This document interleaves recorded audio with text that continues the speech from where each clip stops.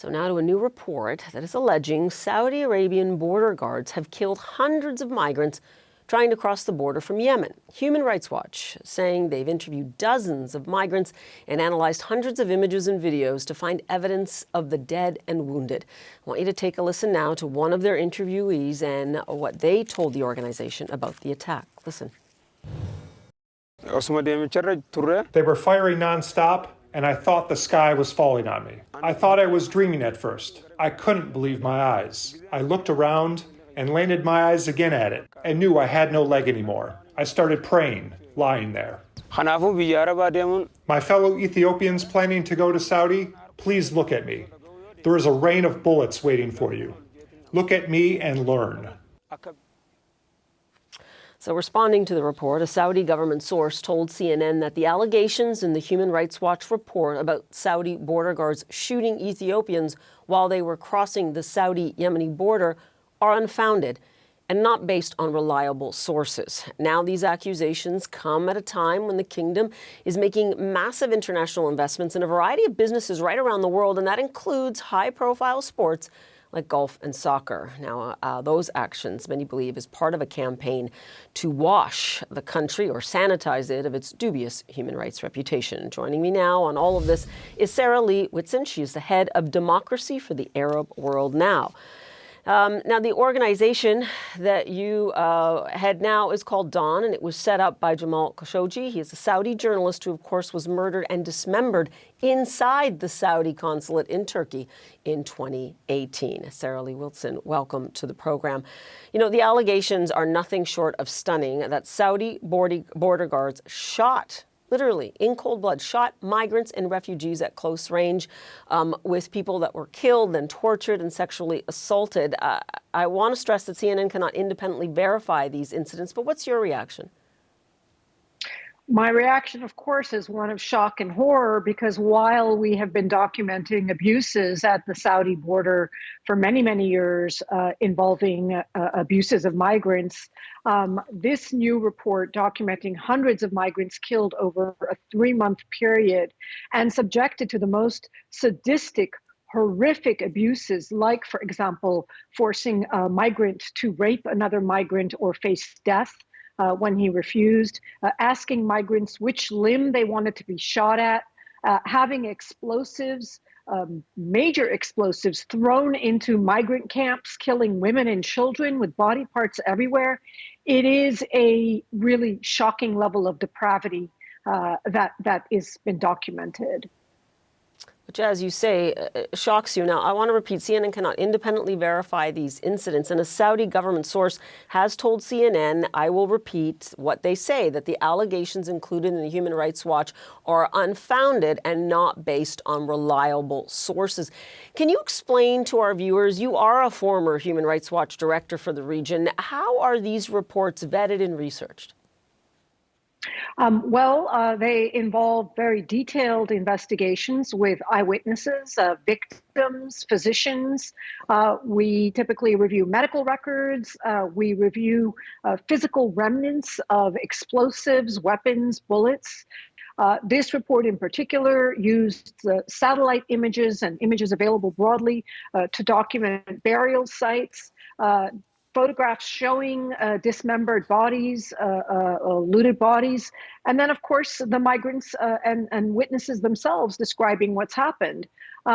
These reports are very, very closely corroborated and vetted internally with a very rigorous review process.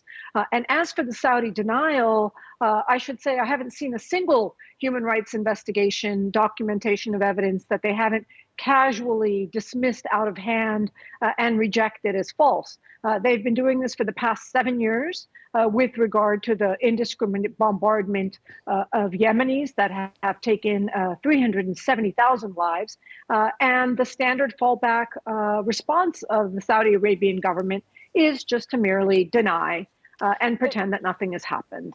And given what you say, though, it has been nearly 5 years since the Saudi journalist Jamal Khashoggi was killed and dismembered, as we were saying, in Turkey. U.S. intelligence agencies, in fact, concluded that Mohammed bin Salman, MBS, approved the operation to, quote, capture or kill Khashoggi.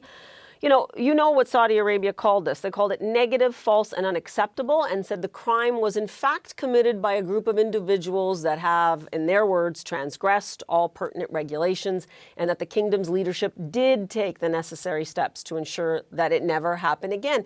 Now, Jamal founded the organization, your organization, Democracy for the Arab World Now. Are you worried that the key principles, the foundation of what you're fighting for, it will be forgotten by many in the West and those who continue to do business with the kingdom?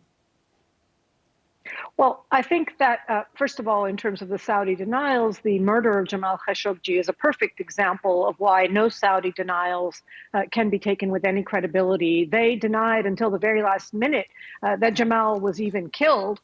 They put out a body double to pretend it was him, and it became the ridicule of the whole world, only confessing to the murder when the evidence was overwhelming. As for the new kind of rehabilitation of Saudi Arabia, I think people are looking to the U.S. government to take their cues, and unfortunately, the Biden administration has capitulated completely to the Saudi government, pretending Mohammed bin Salman is not the red-handed murderer that our own intelligence agencies concluded he very much was, and are now proceeding, in fact, to offer Saudi Arabia unprecedented security guarantees that would put the lives of American men and women on the line to save the Saudi monarchy. So you call it capitulation, but I think you'd agree that the reality for the U.S. and many other countries is that they feel they need to engage with Saudi Arabia, and that's a real concern. They need to keep them close. We saw what happened with the invasion of Ukraine and the way it disrupted global energy supplies. What would you advise them to do to be able to walk that tightrope? They want to be able to stay close to Saudi, and of course, they claim to want to encourage better human rights practices in Saudi and beyond. Well, two things. First of all, this is not a question of engaging versus not engaging. Nobody in the world is advocating that the U.S. or any other country not engage with Saudi Arabia. What the United States does goes well beyond engaging. It goes to contributing, aiding, and abetting when we sell billions of dollars of weapons to the Saudi government that it uses indiscriminately, recklessly, unlawfully to terrorize the people of Yemen for 7 years. That's not just engagement, that's complicity. And that is something that we're responsible for. Many, many governments engage and have normal relations with Saudi Arabia that I encourage our government to have. But that's not what Biden is proposing. Biden is proposing an unprecedented security guarantee to a reckless sociopathic dictatorship.